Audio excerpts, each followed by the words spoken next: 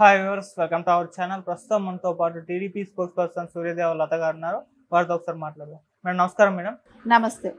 Madam KCR గారు చంద్రబాబు నాయుడు గారి పైన కొన్ని తీవ్రమైన వ్యాఖ్యలు చేయడం జరిగింది. మేడం అంటే చేనేత కార్మికులకు 50,000 ఎక్స్‌గ్రేషియా ప్రకటించమని ఆనాడు ఆ మూర్ఖుడికి, ఆ దుర్మార్గుడికి చెప్తే ఆయన వినలేదు అని చెప్పేసి ఆయన అనడం జరిగింది. అంటే చంద్రబాబు గారి పేరు ప్రస్తావించకపోయినా ఆయనే అని చెప్పేసి అందరికీ అర్థమైపోయింది. అంటే ఎందుకు చంద్రబాబు గారి పైన ఇటువంటి వ్యాఖ్యలు చేయడం జరిగింది కేసీఆర్ గారు?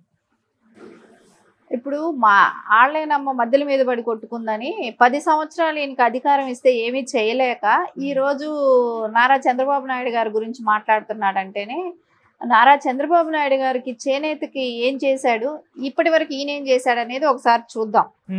మొట్టమొదటిసారిగా దీన్ దయాల్ హాత్ కడో ప్రోత్సాహ పథకాన్ని ఒకటి ఇంప్లిమెంట్ చేయడం జరిగింది. ఆ పథకంలో ఎక్స్చేంజ్ సుంకర ఎక్స్చేంజ్ డిపార్ట్మెంట్ వాళ్ళ తరపున నుంచి కూడా చేనేత దారం ఉంటుంది కదా, దానికి ట్యాక్సులు లేకుండా దారానికి కూడా ట్యాక్సులు పడనివ్వకుండా ఆయన అందించడం జరిగింది చేనేతలకి.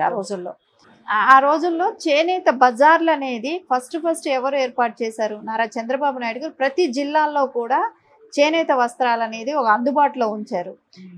కాటన్కి అనే దానికి కూడా ఒక ప్రసిద్ధి తీసుకొచ్చింది చంద్రబాబు నాయుడు గారు. అంటే ఎక్కడో వెళ్ళి షాపుల్లో కానీ వాళ్ళకి ప్రతి చోట కూడా ఒక జిల్లా వ్యాప్తంలో కూడా వాళ్ళు నేసిన బట్టలన్నీ కూడా అక్కడ తీసుకొచ్చి ఒక ఎక్స్ప్లోర్ చేయడానికే కానివ్వండి అవకాశం కల్పించారు. అప్పట్లో యూనిట్ ₹1.74 ఉండేది. సో వాళ్ళకి వరకు 87 పైసాకి వాళ్ళకి యూనిట్ ధర తగ్గించడం జరిగింది. సరే, ఇంకా మగ్గాలు ఆధునీకరణ చేయటానికి, దాన్ని డెవలప్ చేసుకోవడానికి ప్రతి మగ్గానికి కూడా ₹20,000 చొప్పున ఇవ్వటం జరిగింది. ఆ రోజుల్లో ఆప్కో సంస్థను తీసుకొచ్చింది ఎవరు? ఆప్కోని తీసుకొచ్చిన తర్వాత 50% ఉత్పత్తులు పెరగటం కూడా జరిగాయి. సో ఎప్పుడు కూడా చంద్రబాబు నాయుడు గారు వీటిని ఓపెనింగ్కే కానివ్వండి, దీన్ని ఎక్కడైనా మనం ఇనాగ్రేట్ చేసినా, ఏం చేసినా ప్రతి ప్రోగ్రామ్కి కూడా ఆయన అటెండ్ అవ్వటం, ఆయన చేతుల మీద జరగటం కూడా జరిగాయి. కానీ ఇక్కడ మనం చూస్తే ఏ రోజు కూడా సీఎం ఒక రైతుల గురించి పట్టించుకున్నాడా, ఒక చేనేత వస్త్ర వాళ్ళ గురించి పట్టించుకున్నాడా, నేతన్నల గురించి పట్టించుకోలేదు. ఈ రోజు ఏంటో 4 మాటలు మళ్ళా, అంటే తెలంగాణ ఉద్యమంలో వాడేవాడు కదా బూతులన్నీ కూడా, ఇప్పుడు మళ్ళా స్టార్ట్ చేశాడు. అంటే ఇప్పుడు ఒక స్థాయి కలిగిన నాయకుడిని మాట్లాడితే మనం ఆయన్ని మర్చిపోయారు. సో ఈ 3 నెలలు ఎవరు కూడా గుర్తు పెట్టుకోలేకపోయారు. ఎందుకంటే ఆ అపోజిషన్లో ఉన్న లీడర్గా కింద కూడా ఆయన ఎవరు పరిగణలోకి తీసుకోలేదు. కాబట్టి ఆయన ఉద్దేశం ఏమైందంటే, ఇప్పుడు నేను ఏదో ఒకటి మాట్లాడాలి, నన్ను గురించి ఎవరో ఒకరు నన్ను పాయింట్అవుట్ చేసి నన్ను మాట్లాడాలి, ఆ దృష్టికి వచ్చి అదే చంద్రబాబు నాయుడు. ఇప్పుడు రేవంత్ రెడ్డి గారు అంటే ఒక దీనికే ఉంటుంది, మనం చంద్రబాబు నాయుడు గారు అంటే సౌత్ సైడ్ అంతా అసలు నేషనల్ లీడర్ కాబట్టి ఆయన్ని మనం మాట్లాడదాం. సో ఆయన గురించి మాట్లాడితే మనల్ని కొంచెం ఆయన గురించి అందరూ తిప్పి మాట్లాడటం ఇలాంటివన్నీ చేస్తారనే ఒక ఆలోచనలో మళ్ళీ స్టార్ట్ చేశాడు ఈ బూతులు మాట్లాడటం.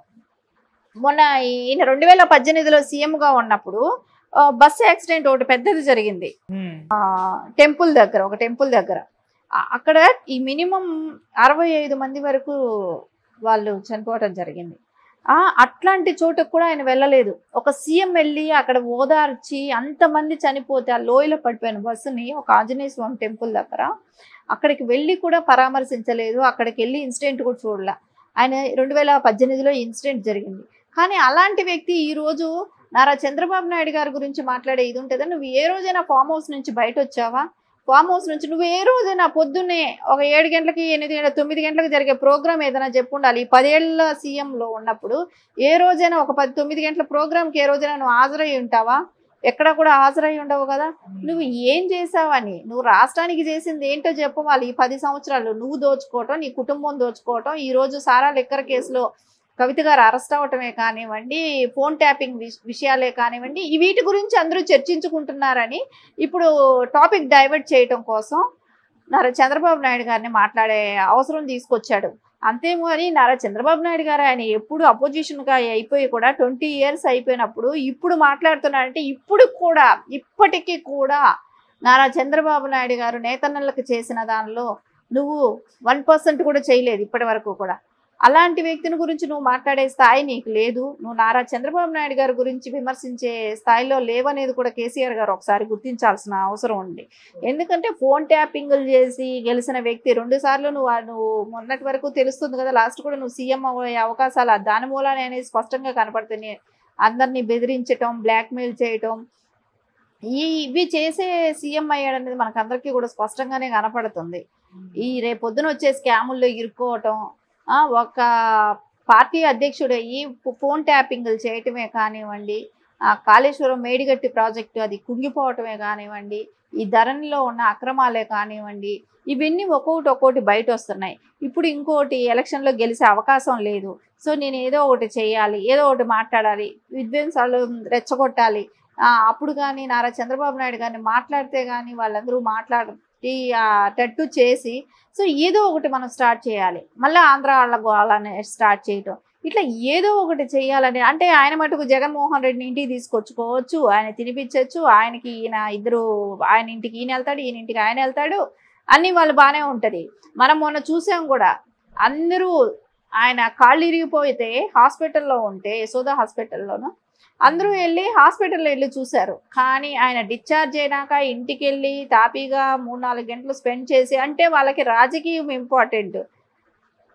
ఇప్పుడు రేవంత్ గారైనా హాస్పిటల్ వెళ్ళి చూశారు, నారా చంద్రబాబు నాయుడు గారు వెళ్ళి పరామర్శించారు. కానీ జగన్మోహన్ రెడ్డి ఎప్పుడు వెళ్ళాడు? వాళ్ళకి రాజకీయాలు ఇంపార్టెంట్.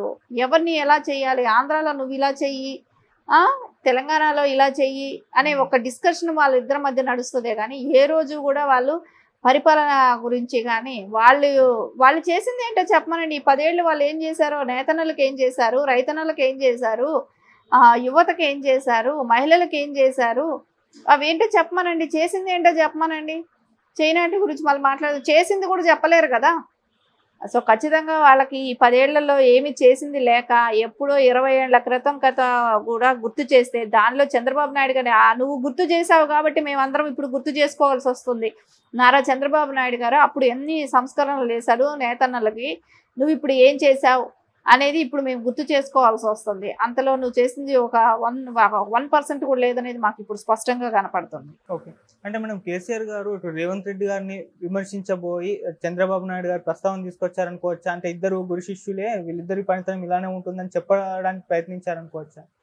ఇప్పుడు ఒకవేళ అనుకుంటే, గురు శిష్యులు అనుకున్న నారా చంద్రబాబు నాయుడు గారు చాలా ఉన్నతంగా ఆలోచించి ఆ రోజు వాళ్ళ భవిష్యత్తు కోసం మంచిగా పథకాలే కానివ్వండి, వాళ్ళకి ఇవ్వాల్సిన సబ్సిడీ కిందే ఆ రోజుల్లో అదేంటి ట్యాక్స్ లేకుండా దారానికే కానివ్వండి, ఇట్లాంటివన్నీ కూడా ఆయన చేశారని అంటే దానిలో వాళ్ళ అభివృద్ధి కనపడుతుంది కదా. ఈయన ఏం చేశాడు, నువ్వేం చేసావు, అదే రైతన్నలకి నువ్వేం చేసావు, నువ్వేం చెప్పావు? బతుకమ్మ ఆడటానికి మన రైతన్న సిరిసిల్ల చీరలు కట్టుకొని అందరూ ఆడాలని అన్నావు కదా, ఆ బతుకమ్మకు కూడా ఏం చేశారు? నేతన్నల దగ్గర చీరలు తీసుకొని అవి పంచుంటే ఈరోజు వాళ్ళకి ఆ బాధలు ఉండేవి కాదు కదా. నువ్వు ఎక్కడ నేతన్నలకి సపోర్ట్ చేస్తున్నావు? ఎందుకు నేతన్నల గురించి మాట్లాడి ఈరోజు నువ్వే బయట వస్తున్నావు? నిన్నే ఈరోజు విమర్శిస్తారు. నేతన్నలకి చంద్రబాబు నాయుడు గారు చాలా చేశారు, చేసేవాళ్ళు కూడా ఆయన చేశారు కూడా. ఇంకా భవిష్యత్తులో తెలుగుదేశం పార్టీని తెలంగాణలో ఆదరిస్తే తప్పకుండా ఇంకా కూడా చేసే అవకాశాలు కూడా ఉంటాయి. Okay madam, thank you so much. Thank you.